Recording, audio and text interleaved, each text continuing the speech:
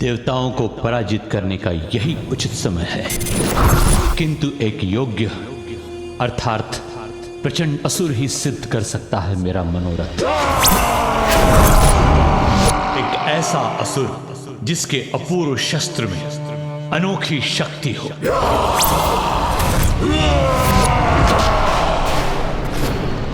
अंधकासुर, अंधकासुर, अंधकासुर।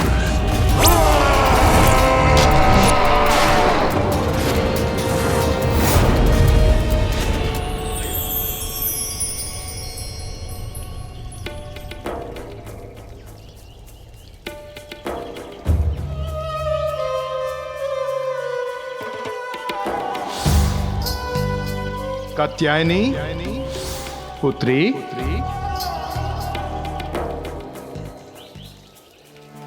मैं कैलाश तो लौटकर नहीं जा सकती, किंतु मेरे पिता के निवास पर तो मेरा पूरा अधिकार है। रुक जाइए।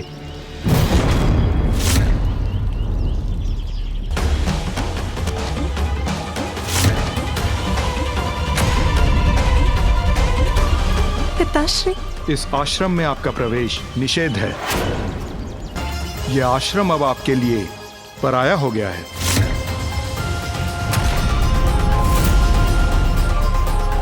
पराया हो गया है? कैसे? मेरी भक्ति के फलस्वरूप और संसार के कल्याण हेतु आपने मेरी पुत्री के रूप में जन्म लिया, परंतु वास्तविकता में आप तो महादेव की अर्धांगिनी ही है ना।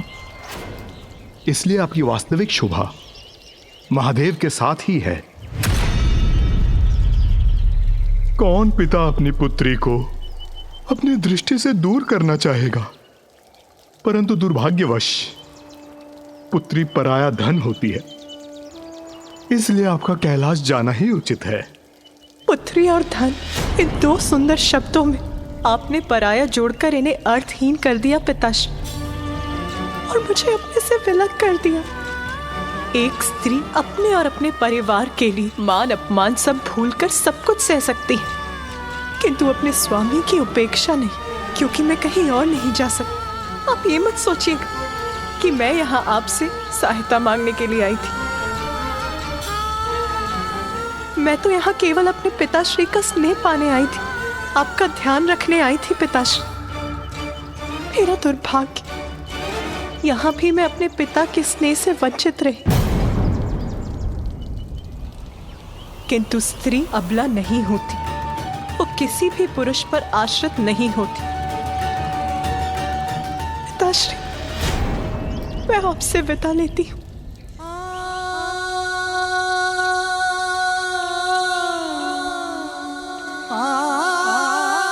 रुक जाओ पुत्री।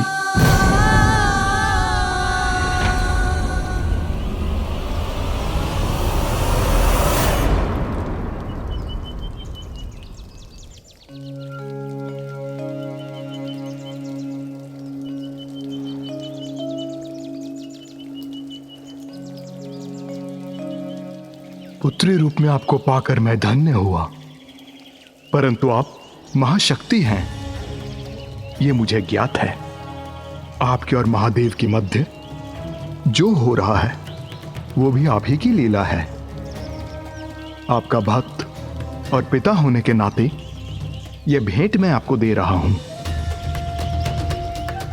जहां यह रुद्राक्ष की माला टूट जाए और कमंडल का जल छलककर बाहर गिर जाए, वहीं महादेव की पार्थिव लिंग की स्थापना कर पूजा आरंभ कर देना।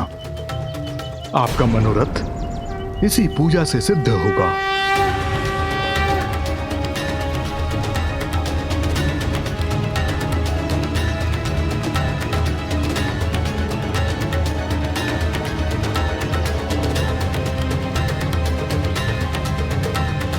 एक पुत्री के रूप में आपने मुझे अत्यंत ही सुखद पल दिए हैं, परंतु एक सुख से मुझे वंचित कर दिया। बस आपका कन्यादान नहीं कर सका।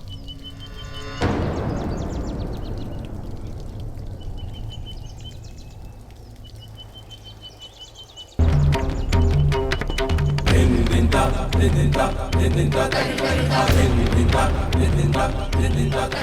पिताश्री, आपको कन्यादान का सुख भी अवश्य प्राप्त होगा।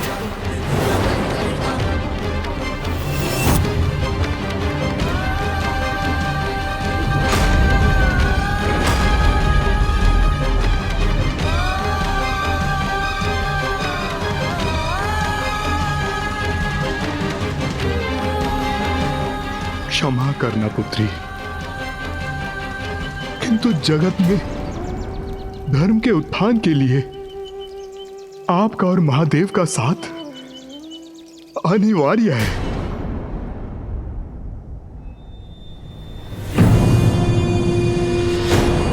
ये तो विशालकाय कूप है मेरे समक्ष। अंधकासुर यहां है।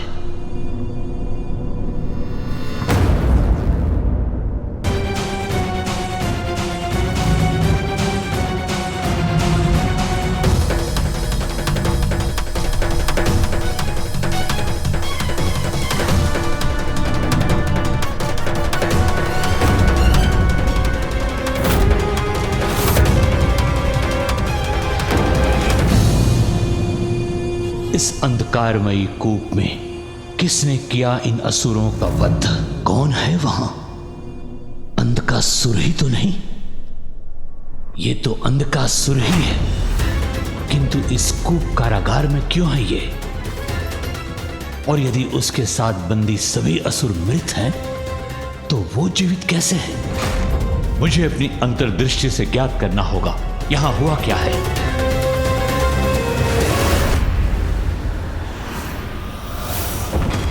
निर्बल!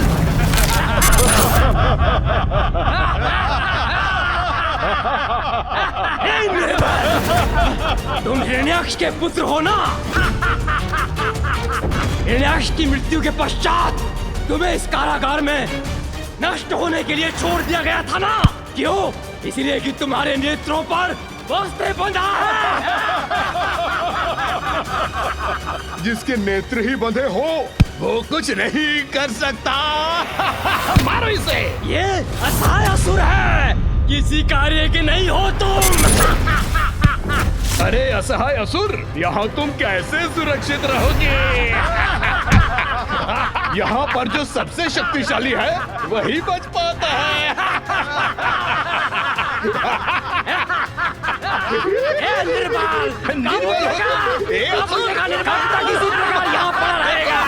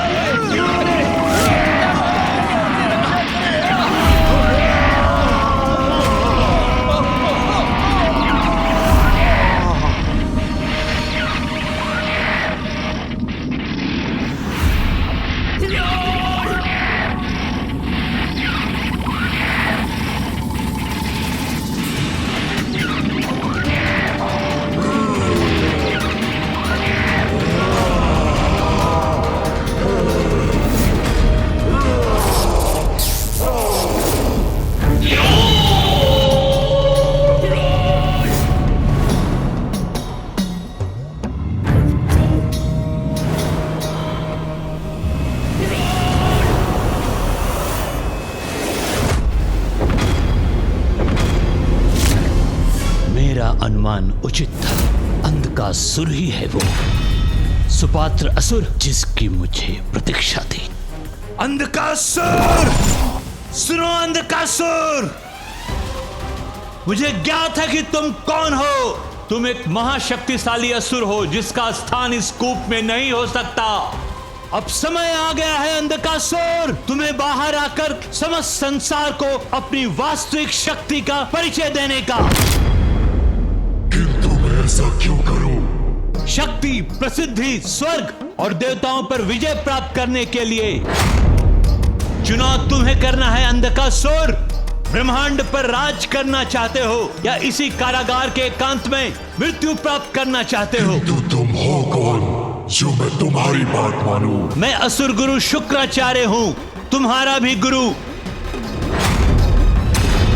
मैं तुम्हें सर्वशक्तिमान असुर बना सकता हूं। तुम्हारी सहायता से समस्त असुरों का पुनरुत्थान कर सकता हूं। कपटी देवताओं का विनाश कर उन्हें दंडित कर सकता हूं मैं।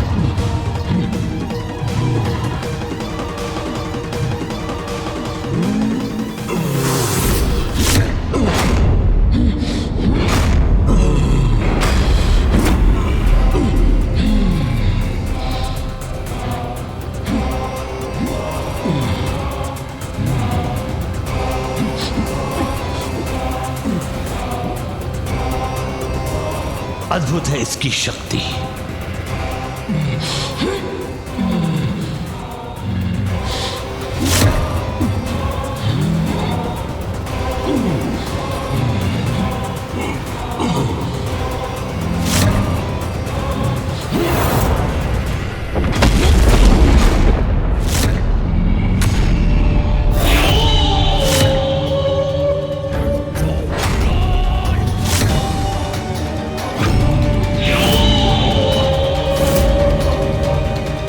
कुछ भी असंभव नहीं इसके लिए।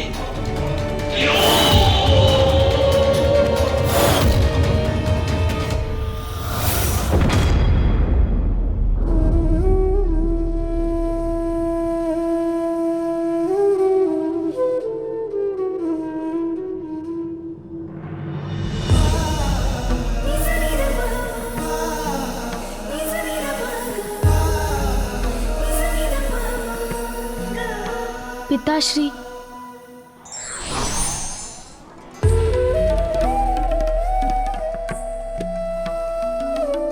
पिताश्री, पिताश्री तो कुछ सुन ही नहीं रहे। माँ के चले जाने से बहुत दुखी है पिताश्री। पिताश्री तो ध्यान में लीन हो गए, किंतु मैं माँ के बिना क्या करूं? मुझे कितना भी कष्ट हो, किंतु मेरी अपार शक्ति का भान है मुझे। अंधक का अंधकार बना सकता है सबको अपना बंधक। शक्तिशाली असुरों को मृत्यु के मुख में धकेला है मैंने, किंतु अब मेरे समान शक्तिशाली व्यक्ति पर प्रयोग करूंगा अपना बल। अर्थात देवता।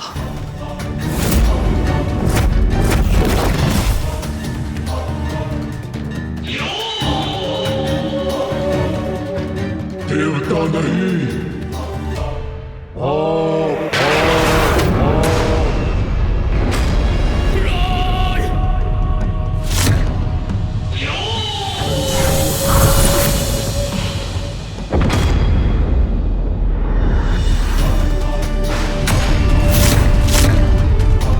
ये क्या कर रहे हो तुम? मत करो ऐसा।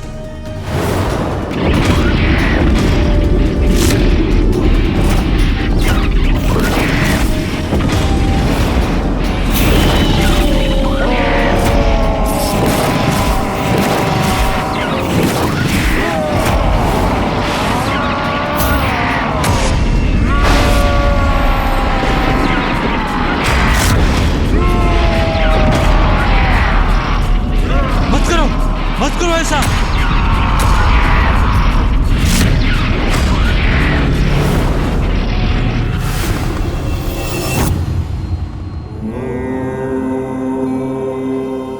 पिताश्री तो ध्यान में लीन होकर अपना दुख भुला देंगे, किंतु माँ कहाँ है, कैसी है, मुझे ज्ञात करना चाहिए।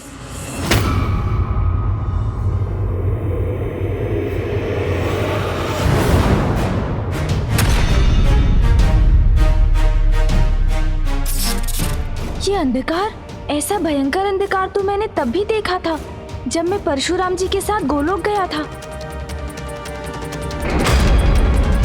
अवश्य ये अंधकार असुरों के जागृत होने की पूर्व सूचना है। मुझे शीघ्र माता पिता को एक साथ लाना होगा, तभी अच्छाई की बुराई पर विजय सुनिश्चित हो सकेगी। माँ,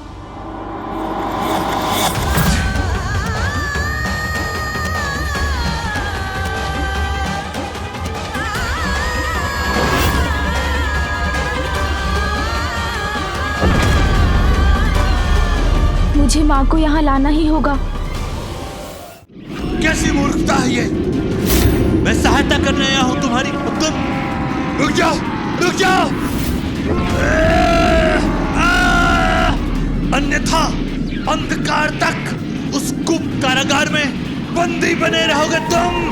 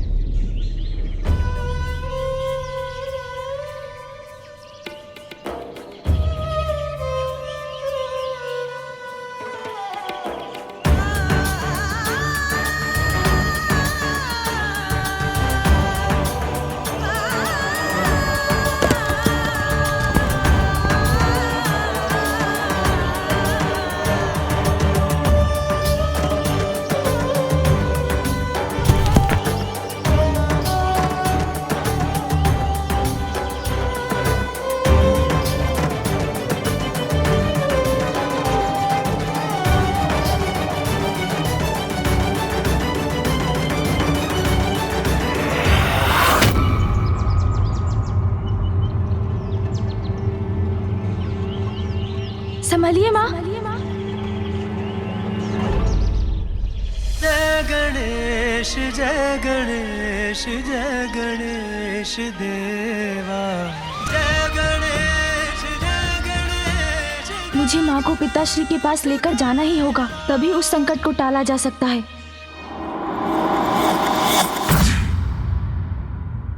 ये क्या कर रहे थे तुम? मेरी शक्ति असुरों का अंत करने में सक्षम है, ज्ञात है मुझे, किंतु वो आप जैसे योग्य और शक्तिशाली पुरुष को बंधक बना सकता है या नहीं, ये देखना चाहता था मैं। असुर गुरु शुक्राचार्य, तुम्हारी शक्ति मारक है, सर्वनाशी है, और वो हो भी क्यों ना, तुम स्वयं ब्रह्मदेव के वरदान से प्राप्त किया है। मेरे पिता की हत्या के भी पूर्व मैंने चतुर्मुख को प्रसन्न करने के लिए तप किया था और उनसे वरदान भी लिया था। ओम ब्रह्मदेवाय नमः, ओम ब्रह्मदेवाय नमः, ओम ब्रह्मदेवाय नमः, ओम ब्रह्मदेवाय नमः, ओम ब्रह्मदेवाय नमः, ब्रह्मदेवाय नमः, ओम ब्रह्मदेवाय नमः, ओम ब्रह्मदेवाय नमः। अंधकासुर, मैं ब्रह्मदेव तुम्हारी तपस्या से प्रसन्न हुआ। क्या वरदान चाहिए? वरदान दीजिए मुझे ब्रह्मदेव, जब तक रक्त की एक बूंद भी मेरे तन में शेष रहे, कोई मेरा वध न कर सके और सब अंधक के अंधकार के बंधक बने। वरदान दीजिए ब्रह्मदेव। ऐसा ही होगा, परंतु त्रिदेवों और त्रिदेवियों के सिवाय तुम जिस पर भी दृष्टि डालोगे, तुम्हारा अंधकार उसका काल बनेगा, उसका काल बनेगा, उसका काल बनेगा, उसका काल बनेगा। ब्रह्मदेव के वरदान से शक्तिशाली तो बन गया था मैं, किंतु मुझे दिशा दिखाने वाला कोई न था। पिता की मृत्यु के बाद मुझे इस अंधकूप में फेंक दिया गया, किंतु इस संपूर्ण समय धीरज नहीं खोया मैंने। प्रतीक्षा थी मुझे उचित समय की, एक योग्य गुरु पाने की, जो मुझे मेरे जीवन के उद्देश्य से परिचित कराए। शक्ति, बुद्धि और धीरज तीनों परम योद्धा के गुण हैं। यही देखना चाहता था मैं। समय आ गया है कि तुम असुरों के नायक बनो, देवताओं से असुरों के अपमान का प्रतिशोध लो, धर्म का विरोध कर अधर्म का संचार करने का सर्वथा उचित समय है, क्योंकि शिव और शक्ति दोनों एक दूसरे से विलग हैं, जिसके कारण देवता शक्तिहीन है। इसलिए अभी उन्हें पराजित करना अत्यंत सरल होगा हमारे लिए।